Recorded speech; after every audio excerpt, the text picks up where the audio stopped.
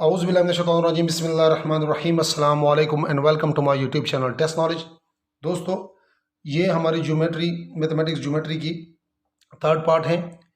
और पहले की वीडियो में हमने शेप्स पढ़े थे, उसको हमने एक्सप्लेन किया था एक एक शेप को।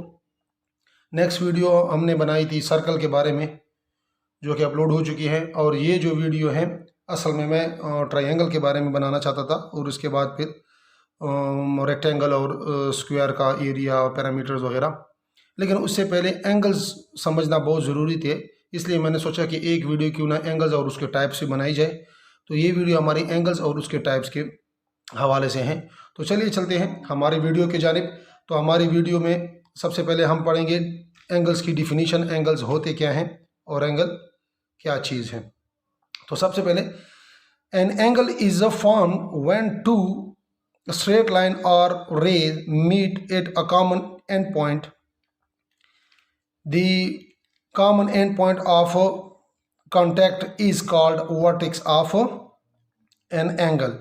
अच्छा, क्या कहते हैं, ब्रेक डाउन करते डिफिनीशन की। An angle is form, angle बनता है तब जब दो स्ट्रेट लाइंस और रे, लाइन रे और लाइन सेगमेंट, ये सब कुछ मैंने पिछली वीडियो में एक्सप्लेन किया था। जब वो मिलते हैं एक common, meet at a common end point, जब मिलते हैं एक एंड पॉइंट पे, कॉमन एंड पॉइंट पे, तो वहाँ पे एक एंगल बनता है। कहते हैं कि जब रे और कॉलम एक एंड पॉइंट पे मिलते हैं तो वहाँ पे वो एक दूसरे के साथ एक एंगल बनाते हैं। और जो पॉइंट होता है the common point of contact, जिस एंड पे ये दोनों रे या दो लाइन जो हैं क्रॉस करते हैं या मिलते हैं, उस पॉइंट को हम कहते हैं वर्टेक्स ऑफ एन एंगल। अब बताता हूँ डायग्राम से। अब देखिए हमारे पास यहाँ पे दो रे हैं, इसको एक को मैंने कहा रे 1 और दूसरे को कहा रे 2। ये दोनों एक पॉइंट पर मिलते हैं या एक पॉइंट एंड पॉइंट पर जुड़े हुए हैं। इस एंड पॉइंट को हम कहते हैं वर्टेक्स ऑफ एन एंगल।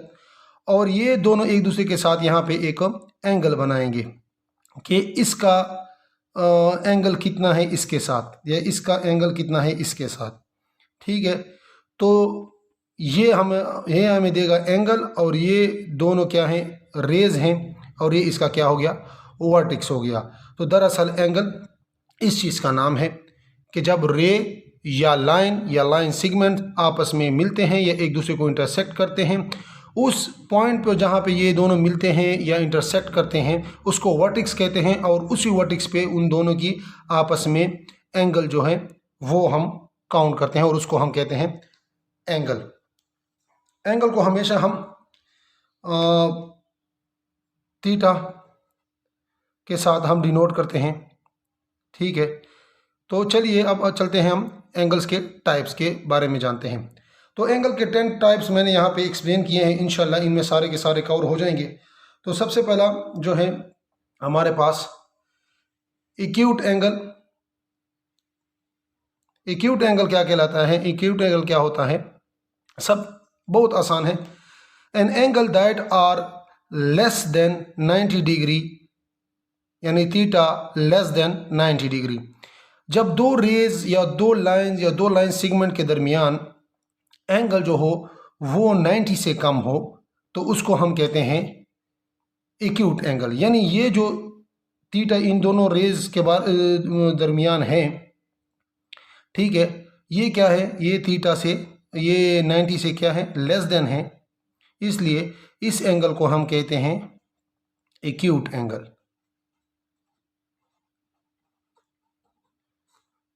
यानी जो एंगल 90 से कम होगा उसको हम बोलेंगे ये एक एक्यूट एंगल है। अच्छा, अब राइट एंगल क्या होता है। Right angle, an angle that are equal to 90 degree, यानी थीटा इज इक्वल टू 90। जब दो रेस के दरमियान एंगल 90 के बराबर हो, यानी थीटा इज इक्वल टू 90, जो बिल्कुल एक दूसरे के क्या हो, एक दूसरे के परपेंडिकुलर हो, तब ये क्या कहते हैं, परपेंडिकुलर। मैंने बताया कि लाइन परपेंडिकुलर कैसे होते हैं।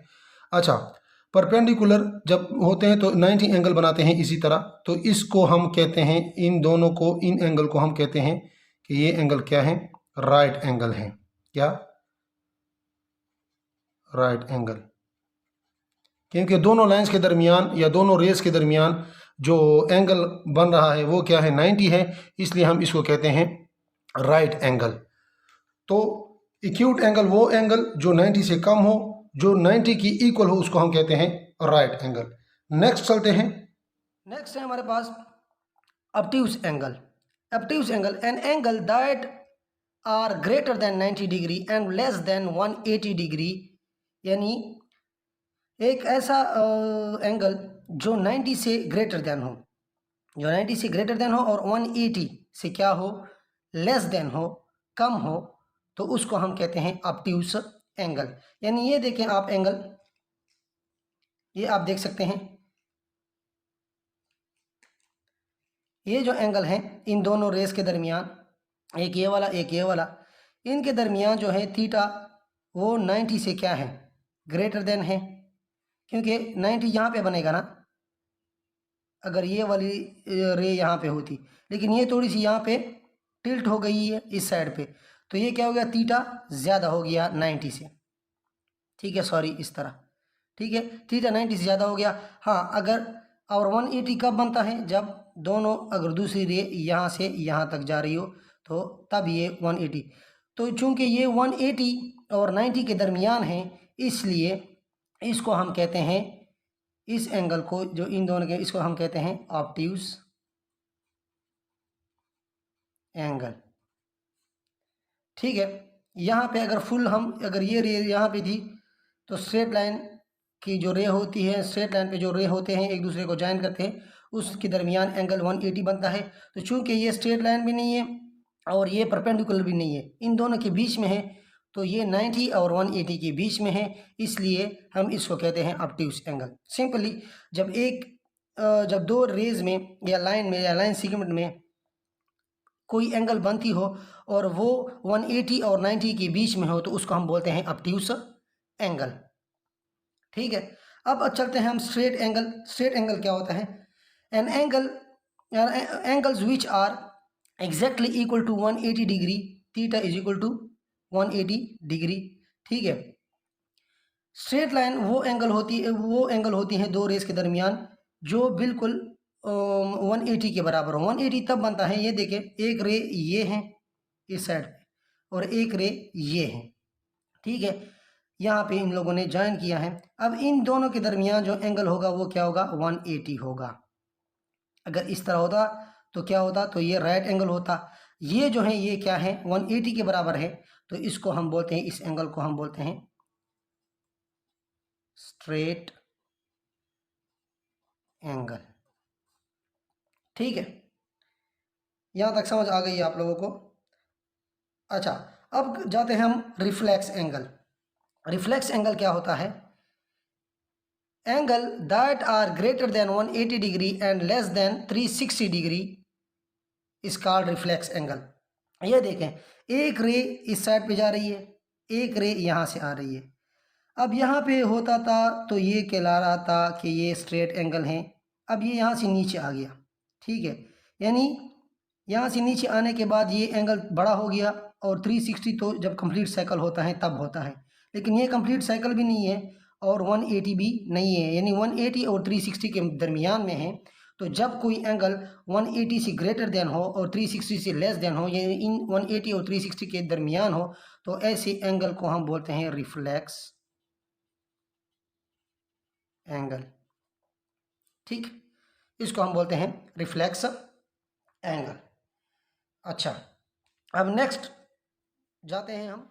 अब नेक्स्ट टाइप है एंगल की full rotation angle. Full rotation angle यानी जब एक एंगल फुल रोटेशन कंप्लीट करता है तो एक पूरा रोटेशन क्या कहलाता है, 360 डिग्री।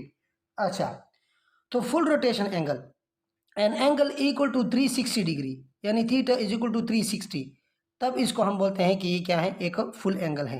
यानी ये देखें, ये क्या है, एक एंगल है, और ये क्या बनाता है, ये फुल रोटेशन करता है। तो फुल रोटेशन वाली एंगल को हम क्या कहते हैं, ये 360 डिग्री हो गया, ठीक है। और ये अगर 360 है तो क्या हो गया, ये हो गया हमारे पास, ये एंगल होगी हमारे पास फुल रोटेशन एंगल।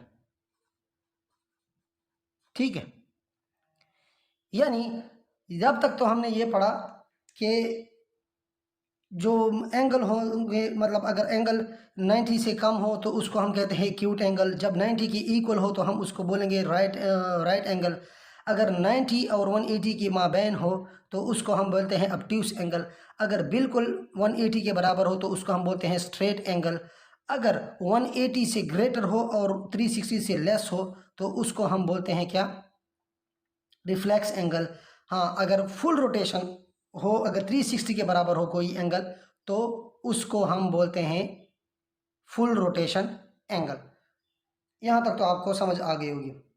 अब आते हैं 7 टाइप के जानिब। अब नेक्स्ट है हमारे पास एडजेसेंट एंगल। एडजेसेंट एंगल किसको कहते हैं?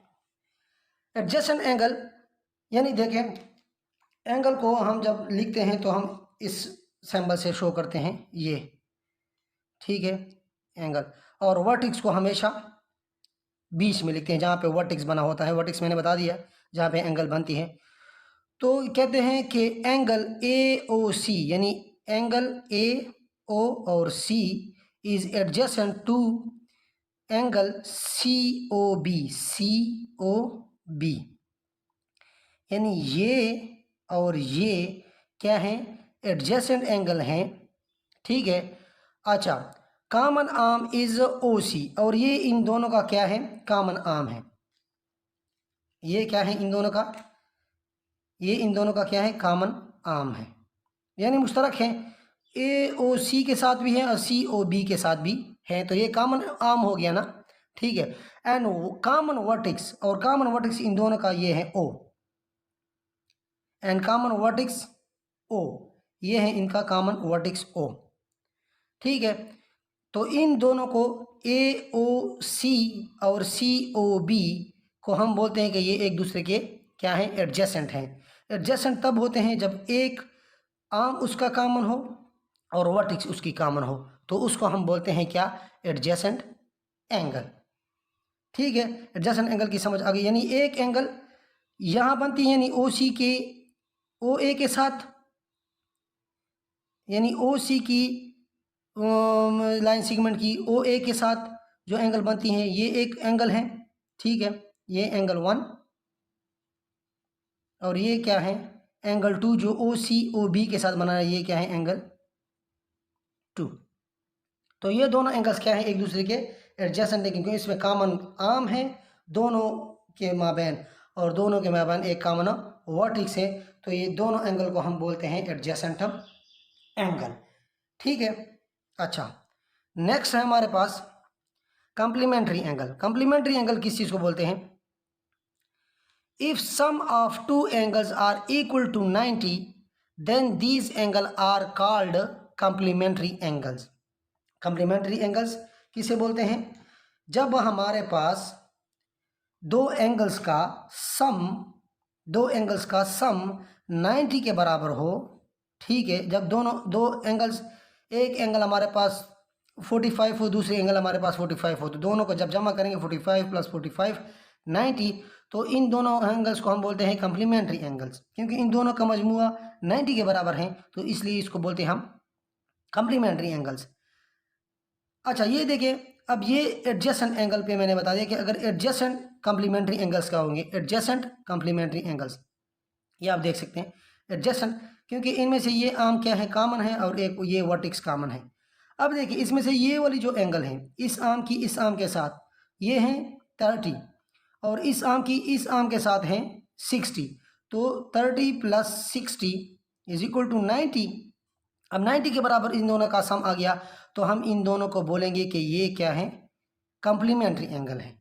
ठीक है, लेकिन एडजेसेंट है, दोनों जो एंगल्स हैं एडजेसेंट हैं, आर्म भी कॉमन है, वर्टेक्स भी कॉमन है, तो इसको हम बोलते हैं कि एडजेसेंट कॉम्प्लीमेंट्री एंगल्स। ठीक है, एडजेसेंट कॉम्प्लीमेंट्री एंगल्स इसको हम बोलेंगे सिंपली। अच्छा, अब यहाँ पे देखें, यहाँ पे एक एंगल जो है 75 है और दूसरी एंगल है 15। 75 + 15 90 के बराबर आता है। ये दोनों भी क्या है, कॉम्प्लीमेंट्री एंगल है, लेकिन इन दोनों का वर्टेक्स कॉमन नहीं है। ठीक है, ये अलग वर्टेक्स पे ये बनी हुई है, और ये जो क्या है, ये अलग वर्टेक्स पे बनी हुई है, और इनका आर्म भी कॉमन नहीं है।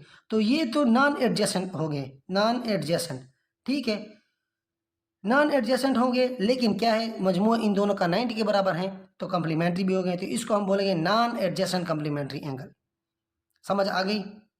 ये एडजेसेंट कम्प्लीमेंट्री एंगल, ये नॉन एडजेसेंट कम्प्लीमेंट्री एंगल। तो 9th टाइप है इसका सप्लीमेंट्री एंगल। सप्लीमेंट्री एंगल क्या होता है?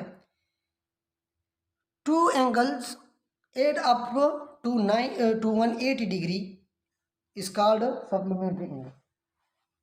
यानी जब दो एंगल्स का मजमूआ, जब दो एंगल्स एड अप होते हैं और उसका सम हमारे पास 180 के बराबर आता है, तो ऐसे एंगल्स को हम बोलते हैं सप्लीमेंट्री एंगल। देखिए अब यहाँ पे ये देखिए, ये एक एंगल ये है इन आर्म के इस आर्म के साथ जो कि 60 आ रहा है, ये देखिए इन आर्म के इस आर्म के साथ, ठीक है, इस लाइन सेगमेंट की इस लाइन सेगमेंट के साथ, ठीक है, तो ये 60 है, और इस लाइन सेगमेंट की इस लाइन सेगमेंट के साथ जो है 120 है, तो 60 + 120 इज इक्वल टू 180। तो इसको हम बोलेंगे क्या कि ये सप्लीमेंट्री एंगल है, क्योंकि इन दोनों एंगल का 60 + 120 का मजमूआ 180 के बराबर है, तो इसको हम बोलेंगे क्या कि ये सप्लीमेंट्री एंगल है। हाँ, ये देखिए यहाँ पे इसके साथ ये वाला आर्म दोनों के साथ कॉमन है, ये वाला आर्म दोनों के साथ कॉमन है, और वर्टेक्स भी कॉमन है, तो ये तो एडजेसेंट एंगल भी हो गए, ठीक है, तो ये एडजेसेंट सप्लीमेंट्री एंगल कहलाएंगे, क्योंकि ये एडजेसेंट भी है एक दूसरे, क्योंकि इसमें कॉमन आर्म भी है और कॉमन वर्टेक्स भी है, तो एडजेसेंट तो ये हो गए, साथ में ये इन दोनों का मजमूआ भी 180 के बराबर है, तो सप्लीमेंट्री भी हो गए, तो इसको हम बोलते हैं एडजेसेंट सप्लीमेंट्री एंगल। अच्छा, अब दूसरी जानी बातें हैं, ये एंगल क्या है 120, ये एंगल क्या है 60, तो इन दोनों का मजमूआ भी क्या आ रहा है 180, तो ये भी सप्लीमेंट्री एंगल हो गए, लेकिन इनका ना तो आर्म कॉमन है, ठीक है, यानी इस एंगल ये एक अलग से अरे है लाइन सेगमेंट है, इसकी ये अलग से लाइन सेगमेंट है, इसकी ये अलग से लाइन सेगमेंट है, इसके अलग से, यानी इसका ना तो वर्टेक्स कॉमन है ना कोई कॉमन आर्म है इसमें, तो ये क्या हो गए नॉन एडजेसेंट। और चूंकि इन दोनों का मजमूआ 180 के बराबर है, तो 180 के बराबर जब किसी एंगल्स का मजमूआ या सम आता है, तो उसको हम बोलते हैं सप्लीमेंट्री। तो ये दो हो गए नॉन एडजेसेंट सप्लीमेंट्री एंगल, और ये दोनों एंगल हो गए एडजेसेंट सप्लीमेंट्री एंगल्स। उम्मीद है यहाँ तक आप लोगों को क्लियरली समझ आ गया होगा। अच्छा, अब नेक्स्ट है 10th part in 10 types 10th type है इसका एंगल्स का एक्सप्लीमेंट्री, या इसको कंजुगेट एंगल भी बोलते हैं, ठीक है। Two angles add up 360 degree, जब दो एंगल्स जमा हो और उसका मजमूआ 360 डिग्री के बराबर आए, तो उसको हम बोलते हैं कि ये एक्सप्लीमेंट्री कंजुगेट एंगल्स हैं। कैसे? अब देखिए, ये एक एंगल है,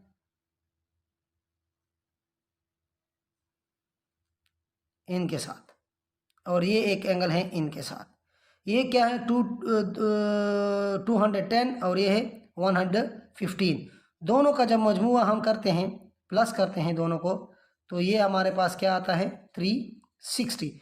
तो जिस एंगल का सम हमारे पास 360 आ रहा हो, तो उसको हम बोलते हैं क्या एक्सप्लीमेंट्री या कंजुगेट एंगल। तो अच्छा, अब इसमें आप लोगों ने मुझे ये बताना है कि इसमें तो सिंपल ये है कि दो ही रेज हैं, उसमें तो तीन थी, एक कॉमन वर्टेक्स भी होती थी, इसमें दो ही रे होंगे, तो इसका क्या नॉन एडजेसेंट होगा कोई सप्लीमेंट्री एंगल, या इसका सिर्फ यही होगा? तो ये जवाब आप लोगों ने मुझे कमेंट में देना है। उम्मीद है आप लोगों को ये 10 के 10 टाइप्स या पार्ट्स इसके समझ आ गए होंगे, एंगल्स भी समझ आ गई होगी। तो इंशाल्लाह नेक्स्ट वीडियो में हम जानेंगे कि ट्रायंगल्स के बारे में। ट्रायंगल्स में एंगल्स का काफ़ी रोल होता है, और ये सारे जो एंगल्स होंगे इंशाल्लाह ये इस्तेमाल होंगे, आप लोग देखेंगे। तो उम्मीद है अब तक के लिए आपको ये सारे जो पार्ट्स हैं, टाइप्स हैं, एंगल्स के, ये समझ आ गए होंगे। अगर फिर भी किसी का कोई क्वेश्चन है तो कमेंट बॉक्स में क्वेश्चन करें, इंशाल्लाह मैं उसकी रिप्लाई करूँगा। और उस पर अगर कोई बड़ा सा मतलब कोई कन्फ्यूजन हो तो उस पर एक अलग सी वीडियो भी बना लूँगा। तो अब तक के लिए मुझे इजाज़त दीजिए। Thank you so much. Allah हाफिज़।